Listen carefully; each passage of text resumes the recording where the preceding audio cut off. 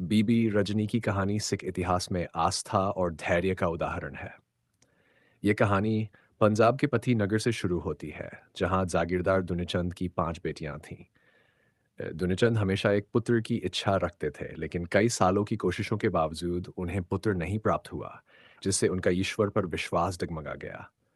उन्होंने अपनी 4 बेटियों का विवाह बहुत धूमधाम से कर दिया और बड़ी दौलत खर्च की। जब वह अपनी सबसे छोटी बेटी रजनी के लिए वर की तलाश कर रहे थे, तब उनकी बाकी 4 बेटियां मायके आई हुई थीं। वे सभी अपने पिता की तारीफ कर रही थीं कि पिताजी ने उनके विवाह में वह सब कुछ दिया, जो राजा-महाराजा भी नहीं दे सकते।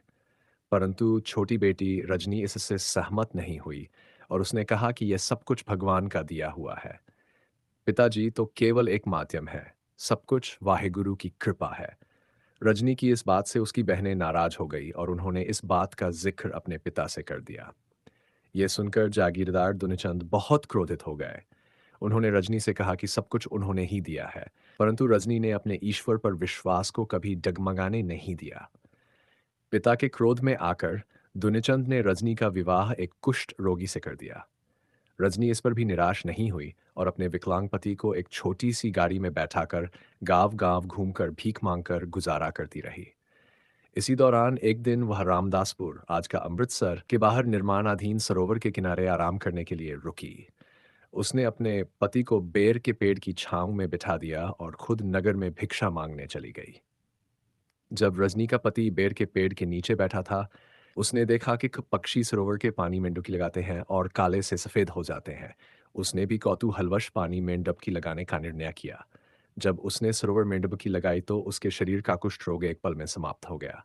अब वह बीबी रजनी के लौटने का इंतजार करने लगा। जब रजनी वापस आई तो उसने अपने पति की जगह एक तंदुरुस्त युवक को देखा।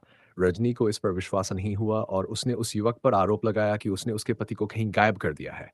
यह बात नगर में फैल गई और लोगों ने सुझाव दिया कि इस विवाद को हल करने के लिए बाबा बुड्ढा जी के पास जाया जाए। दोनों बाबा बुड्ढा जी के पास पहुंचे, जहां बाबा बुड्ढा जी ने ध्यान से सारी बात सुनी और ये निश्चित किया कि युवक की दाहिनी हाथ की उंगलियों में अभी भी कुष्ठ रोग का असर है। इससे रजनी को यकीन हुआ कि ये वही उसका पति है। बाबा बुड्ढा जी ने उस युवक से कहा कि वह अपना हाथ फिर से सरोवर के पानी में डाले, जिससे बाकी कुष्ठ रोग के निशान भी समाप्त हो गए।